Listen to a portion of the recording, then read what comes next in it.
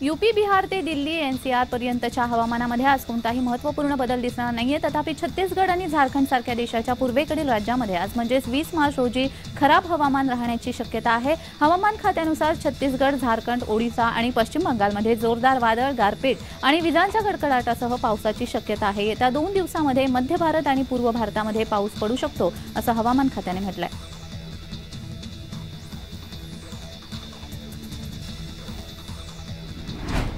कितीही तंत्रज्ञानाचा वापर केला तरी काही क्षणी अचूक निर्णय देताना टीव्ही आणि मैदानावरील पंचांची तारांबळ उडत असते, परंतु यंदा आयपीएलमध्ये नव्या रिव्ह्यू प्रणालीचा वापर करण्यात येणार आहे। त्यामुळे निर्णयामध्ये अधिकाधिक सुस्पष्टता दिसून येईल। येत्या शुक्रवारपासून सुरू होणारी आयपीएल नव्या तंत्रज्ञान रिव्ह्यू प्रणालीचा नवा आविष्कार असेल।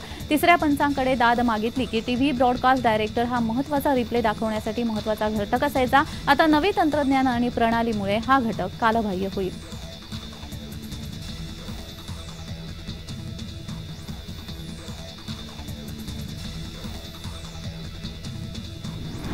माढा लोकसभा मतदारसंघामध्ये आता दस्तरखुद्द शरद पवारांनीच निवडणूक लढवावी अशा मागणीसाठी सांगोल्यातील प्रफुल्ल कदम यांनी एकादशी निमित्त विठ्ठलास अभिषेक घालून साकडं घातलंय। त्यामुळे माढ्यातील उमेदवारीवरून तिढ्याच्या राजकारणामध्ये आता शरद पवारांच्या नावाची नवी मागणी जोर धरते।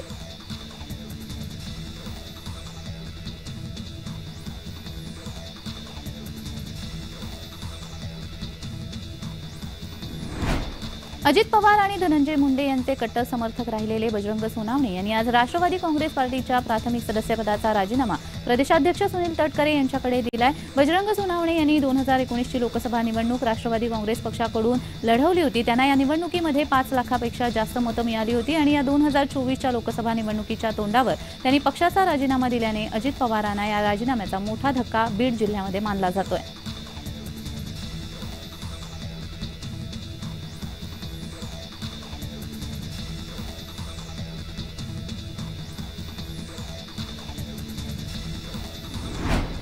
बहुचर्चित अटल सागरी सेतूवरून मुंबईतील एका 43 वर्षीय डॉक्टर महिलेने उडी मारून आत्महत्या केल्याची धक्कादायक घटना समोर आली आहे। सदर महिला मुंबईमधून टॅक्सीने अटल सेतूवर आली होती। यावेळी टॅक्सी चालकास फोटो काढायचा आहे असं सांगून टॅक्सी थांबवली आणि अटल सेतूवरून उडी मारून आत्महत्या केली। याबाबत टॅक्सी ड्रायव्हरने पोलिसांना सूचना दिल्यावर तात्काळ शोध मोहीम सुरू करण्यात आली। मात्र अद्याप महिलेचा मृतदेह मिळाला नसून पोलीस शोध घेत आहेत। सदर महिला आपल्या वृद्ध आई-वडिलांसोबत राहत होती। पेशाने डॉक्टर असणारी ही महिला मागील 10 वर्षापासून डिप्रेशनमध्ये होती। तसेच तिने घरातून निघताना सुसाईड नोट लिहिली होती, ज्यामध्ये तिने अटल सेतूवरून आत्महत्या करत असल्याचं लिहिलं होतं।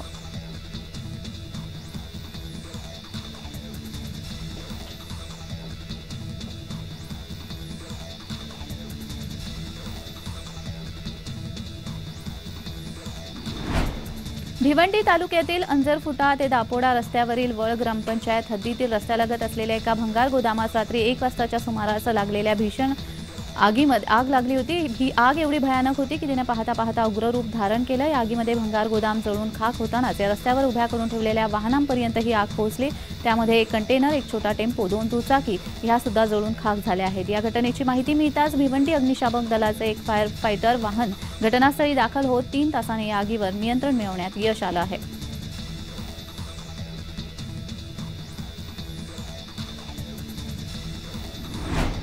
हिंगोलीच्या सेनगाव तालुक्यातील खैरी घुमट येथील कानिफनाथ गडावर यात्रेला सुरुवात झाली आहे। मराठवाड्यासह विदर्भातील भाविक मोठ्या प्रमाणामध्ये दर्शनासाठी येतात। येथे शिखरी काट्यांचा नेत्रदीपक रिंगण सोहळा मोठ्या उत्साहात पार पडला। नांदेड जिल्ह्यातील डोरली येथील कावडीचे आगमन झाल्यावर या यात्रेला सुरुवात होते। कानिफनाथ महाराजांच्या पालखीची मिरवणूक निघाली। त्या पालखीच्या पाठीमागे वेगवेगळ्या गावातील मानाच्या शिखरी काठ्या आणि भगवे ध्वज हातात घेऊन भाविकांनी मंदिराला प्रदक्षिणा घातल्या। त्यानंतर मंदिरामध्ये शिखरी काठ्या हातावर घेऊन नृत्य देखील केलं जातं। हा नेत्रदीपक रिंगण सोहळा पाहण्यासाठी विदर्भ मराठवाड्यातील हजारो भाविक यात्रेच्या निमित्ताने खैरी घुमट इथे येतात।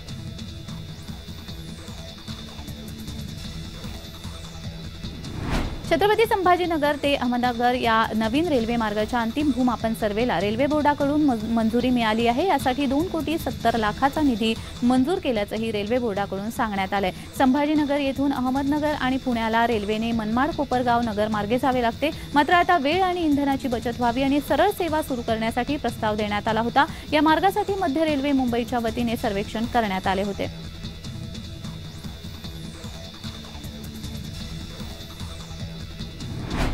विजय शिवतारे हे आज भोर, वेल्हा, मोर्शी दौऱ्यावर आहेत। कार्यकर्त्यांच्या गाठीभेटी ते घेत आहेत, तसेच संवाद देखील साधत आहेत। बारामती लोकसभा मतदारसंघातून अपक्ष लढण्यावर ते ठाम आहेत। विजय शिवतारे यांनी यापूर्वी दौंड, बारामती, इंदापूर, पुरंदर दौरा केलाय।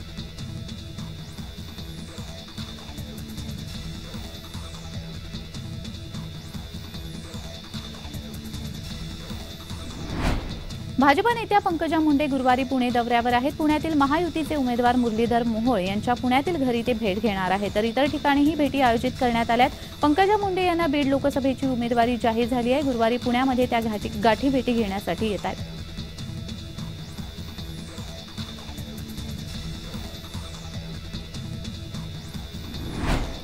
ईडीच्या समन्स विरोधात अरविंद केजरीवाल यांनी उच्च न्यायालयामध्ये याचिका दाखल केली आहे। कथित मद्य घोटाळ्याप्रकरणी ईडीने समन्स जारी केले होते, या विरोधात याचिका दाखल करण्यात आली। ईडीने जारी केलेल्या 9 समन्स विरोधात अरविंद केजरीवाल यांनी ही याचिका दाखल केली आहे।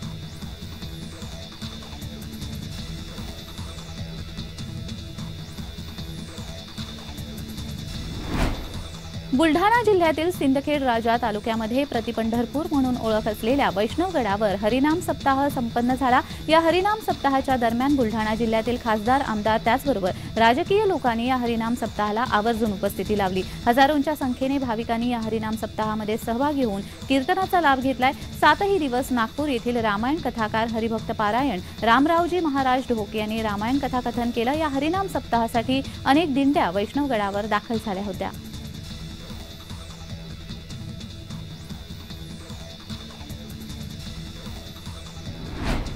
मुंबई पुणे जुन्या महामार्गावर खासगी बसचा अपघात झाला। या अपघातामध्ये क्लीनरचा मृत्यू झाला। शिक्षक आणि विद्यार्थी मिळून 48 जण सुखरूप आहेत। काही जण किरकोळ जखमी झाल्याची माहिती आहे। जखमींना गगनगिरी महाराज आश्रमामध्ये प्रथमोपचारासाठी हलवण्यात आले। ही बस बुलढाणा जिल्ह्यातील चिखली येथून रायगड किल्ल्याच्या दिशेने निघाली होती।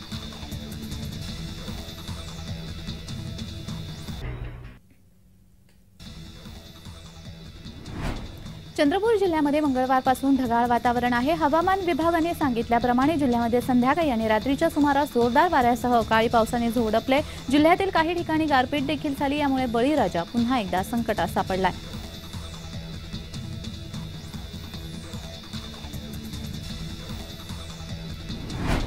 हवामान विभागाचे अंदाज चुकवत अवकाळी पावसाने एक दिवस उशिरा 19 मार्च रोजी हजेरी लावली, त्यामुळे ढगाळ वातावरण निर्माण झाले। या अवकाळी पावसामुळे मका पीक जमीनदोस्त झालंय, तर काही झाडे उन्मळून पडली। सुदैवाने गडचिरोली जिल्ह्यामध्ये कुठेच जीवितहानी नसली तरी पिकाची अतोनात नुकसान झालेलं आहे। भाजीपाल्यांसह फळ पिकांना याचा फटका बसलाय।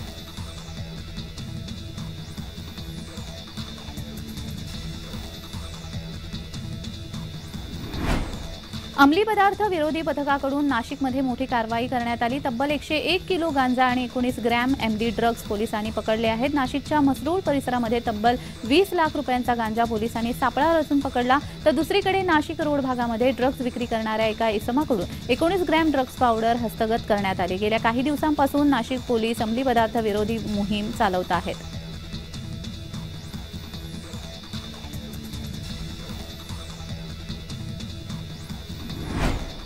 अखिल मानवजातीला पाण्याचा हक्क खुला करण्यासाठी महामानव डॉक्टर बाबासाहेब आंबेडकर यांनी महाडच्या चौदार तळे येथे पाण्याचा सत्याग्रह केला। त्या चौदार तळे सत्याग्रहाचा आज 97वा वर्धापन दिन साजरा केला जातो। या निमित्ताने चौदार तळ्याला मनमोहक अशी रोषणाई करण्यात आलेली आहे।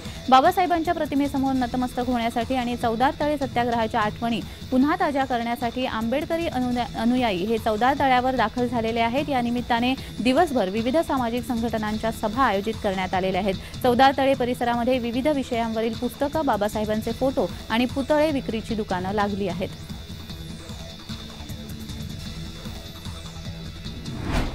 सलग 7व्या दिवशी देखील सिटी बस लिंक कर्मचाऱ्यांचं आंदोलन सुरूच आहे। पगार, पीएफ सह इतर काही मागण्यांसाठी हे आंदोलन सुरू आहे। आपल्या मागण्या पूर्ण होईपर्यंत आंदोलन सुरू ठेवण्याचा इशारा देखील कर्मचाऱ्यांनी दिलाय। शहरातील बस सेवा ठप्प झाल्यामुळे प्रवाशांना मोठा फटका बसतोय। गेल्या 7 दिवसांपासून संपावर तोडगा निघत नसल्याने प्रशासनाकडून ठेका रद्द करण्याचं ठेकेदाराला अंतिम नोटीस देण्यात आलेली आहे। ठेकेदाराच्या माध्यमातून महानगरपालिकेकडून शहर बस वाहतूक सेवा सुरू आहे।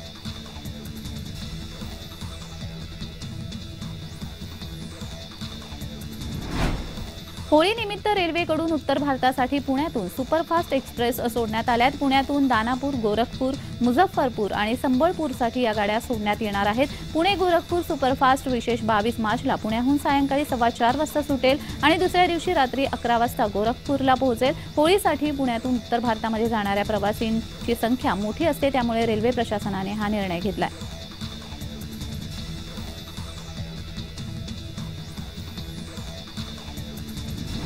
बुलढाणा जिल्ह्यातही उद्धव ठाकरे हे 2 ठिकाणी सभा घेणार आहेत। बुलढाणा जिल्ह्यातील सिंदखेड राजा आणि मेहकर शहरामध्ये उद्धव ठाकरे हे सभा घेत आहेत। या सभेदरम्यान उद्धव ठाकरे आपला बुलढाणा लोकसभेचा उमेदवार घोषित करणार असल्याची शक्यता वर्तवली जाते। शिवसेना फुटीच्या वेळेस बुलढाणा जिल्ह्यातील 1 खासदार आणि 2 आमदार हे शिवसेनेमध्ये सामील झाले होते, त्यामुळे उद्धव ठाकरे खासदार प्रतापराव जाधव यांचे होमग्राऊंड असलेल्या मेहकरमधून प्रतापराव जाधव यांच्यावर काय निशाणा साधतात याकडे सगळ्यांचं लक्ष आहे।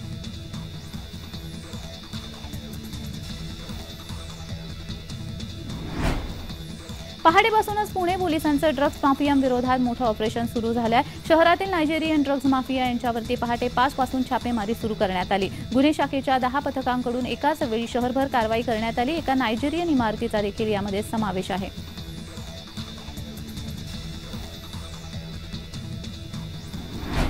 पनवेल तालुक्यातील आदेई गावचे माजी उपसरपंच हातात तलवार घेऊन सार्वजनिक ठिकाणी दहशत निर्माण करत धमकी दिल्याप्रकरणी खांदेश्वर पोलीस ठाण्यात त्यांच्या विरोधात गुन्हा दाखल करण्यात आलाय। योगेश पाटील असं या दहशत माजवणाऱ्या उपसरपंचाचं नाव असून कौटुंबिक वादातून आपल्याच भावाला तलवार दाखवत अंगावर धावून गेल्याप्रकरणी हा गुन्हा दाखल करण्यात आला असून यामध्ये त्यांच्या वडिलांची देखील साथ असल्याचं समोर आलंय। या घटनेचा व्हिडिओ व्हायरल होत असून पोलीस या प्रकरणी अधिक तपास करतायत।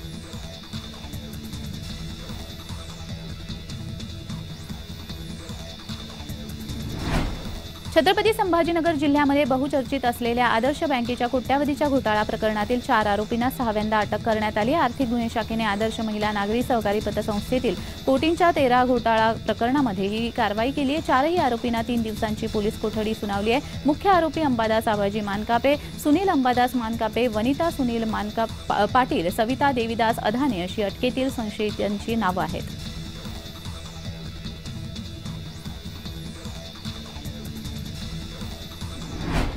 आगामी लोकसभा निवडणुकीच्या पार्श्वभूमीवर केंद्रीय निवडणूक आयोगाकडून देण्यात आलेल्या निर्देशानंतर राज्यातील सनदी अधिकाऱ्यांच्या खांदेबाल्टीचं सत्र सुरू झालंय। निवडणूक आयोगाच्या पत्रकार परिषदेनंतर मुंबई महानगरपालिकेचे आयुक्त इक्बाल सिंह चहल यांची नुकतीच बदली करण्यात आली। त्यानंतर मंगळवारी पुन्हा एकदा मोठ्या प्रमाणावर राज्यातील सनदी अधिकाऱ्यांच्या बदल्या करण्यात आल्यात। यामध्ये ठाणे महानगरपालिकेचे आयुक्त अभिजित बांगर, अश्विनी भिडे यांचा समावेश आहे। अभिजित बांगर 3 वर्षांहून अधिक काळापासून ठाणे महानगरपालिकेचे आयुक्त आहेत, मात्र आता त्यांना मुंबई महानगरपालिकेमध्ये अतिरिक्त आयुक्त म्हणून पाठवण्यात 3 वर्षापेक्षा जास्त काळ एकाच ठिकाणी असणाऱ्या सनदी अधिकाऱ्यांच्या बदल्या कराव्यात असे आदेश केंद्रीय निवडणूक आयोगाने दिले होते।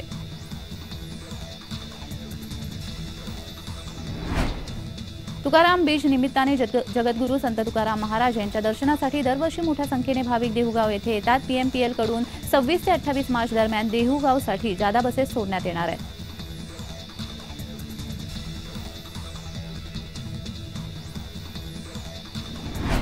लोकसभा निवडणुकीच्या पार्श्वभूमीवर यूपीएससी परीक्षांच्या तारखा बदलल्या आहेत। नागरी सेवा पूर्व परीक्षा आता 16 जून रोजी पार पडणार। लोकसभा निवडणुकीच्या पार्श्वभूमीवर आयोगाने हा निर्णय घेतलेला आहे। 26 मे रोजी होणारी परीक्षा पुढे ढकलली। निवडणुकीमुळे परीक्षेच्या नियोजनावर आणि विद्यार्थ्यांवर परिणाम होऊ नये यासाठी आयोगाने हा निर्णय घेतलाय।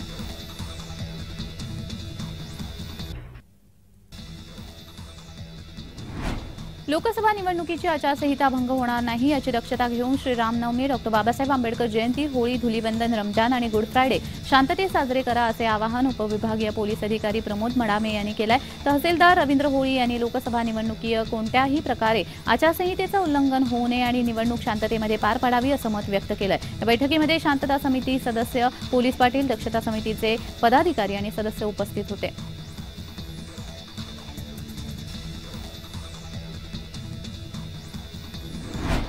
धुळेसह उत्तर महाराष्ट्रामध्ये भारतीय जनता पक्षाला 8 पैकी 8 जागा मिळतील असा विश्वास महामंत्री विजय चौधरी यांनी केलेला आहे। महाराष्ट्रामध्ये भाजपाला 45+ जागा मिळतील। सध्या तरी काँग्रेसकडे उमेदवार नाही। उमेदवारांची शोधाशोध काँग्रेसतर्फे सुरू आहे। सर्व देश गोंधीभय झालेला आहे। काँग्रेसकडे कुणीही उमेदवारी जायला तयार नाहीये। काँग्रेस पक्षाने देशाचं वाटोळं केलंय, सामान्य जनतेची फसवणूक केली आहे। काँग्रेस पक्षाचं भवितव्य राहिलेलं नाही हे काँग्रेसमधील नेते आणि कार्यकर्त्यांना कळलं आहे अशी टीका देखील त्यांनी केली।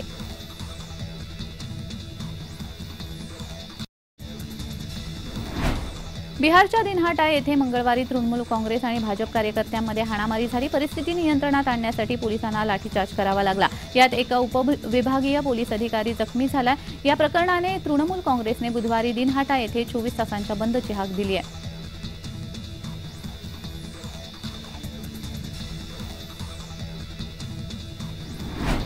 मुंबई झोनल युनिटने 2 परदेशी महिला प्रवाशांच्या ताब्यातून 100 कोटी रुपयांचे 9.5 किलो कोकेन जप्त करून आंतरराष्ट्रीय ड्रग सिंडिकेटचा पर्दाफाश केलाय। महिला प्रवाशांची चौकशी केल्यानंतर DRIने नायजेरियन नागरिक आणि त्याच्या साथीदाराला ग्रेटर नोएडामधून अटक केली आहे।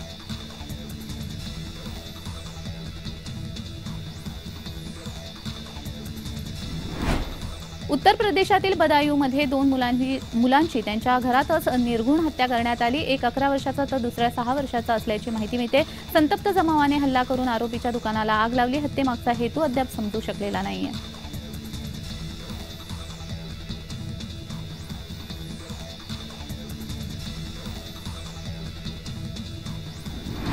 धुळे शहरातून मोटरसायकल चोरी करणाऱ्या टोळीतील तिघांना अटक करण्यात धुळे पोलिसांना यश आलं आहे। त्यांच्याकडून 3,20,000 रुपये किमतीच्या 7 मोटरसायकली जप्त करण्यात आल्यात। या टोळीतील आणखी 3 जण फरार असून त्यांचा शोध सुरू असल्याची माहिती पोलीस अधीक्षक श्रीकांत धिवरे यांनी दिली। दरम्यान धुळे शहर पोलीस ठाण्यातील 3, जळगाव जिल्ह्यातील पारोळा पोलीस ठाणे आणि नाशिक जिल्ह्यातील येवला पोलीस ठाणे येथील प्रत्येकी 1 असे मोटरसायकल चोरीचे 5 गुन्हे उघडकीस आलेत।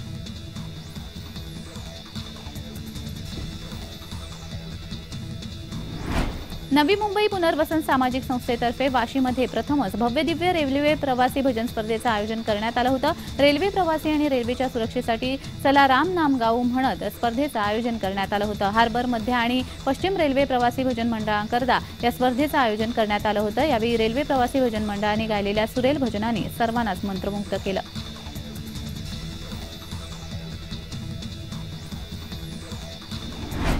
घरफोडी करणाऱ्या सराईत गुन्हेगाराला कोपरखैरणे पोलिसांनी अटक केली आहे। बोनकोडे विभागामध्ये झालेल्या घरफोडीचा तपास करत असताना गुप्त बातमीदारामार्फत आणि सीसीटीव्हीच्या आधारे मिळालेल्या माहितीच्या आधारे कोपरखैरणे पोलिसांनी रिजवान खान या सराईत घरफोडी करणाऱ्या चोरट्याला जेरबंद केलाय। सदर आरोपीची सखोल चौकशी केली असता 5 गुन्ह्यांची उकल करण्यात आली असून तब्बल 20 लाख रुपये किमतीचे 17 तोळे सोन्याचे दागिने हस्तगत करण्यात कोपरखैरणे पोलिसांना यश आलंय।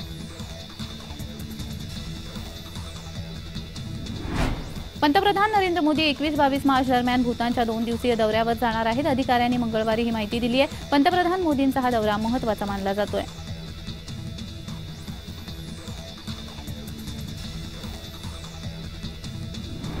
दिल्लीत काँग्रेस पक्षाच्या निवडणूक समितीची बैठक होणार असून त्यामध्ये लोकसभेसाठी उमेदवारांची निवड निश्चित होणार आहे।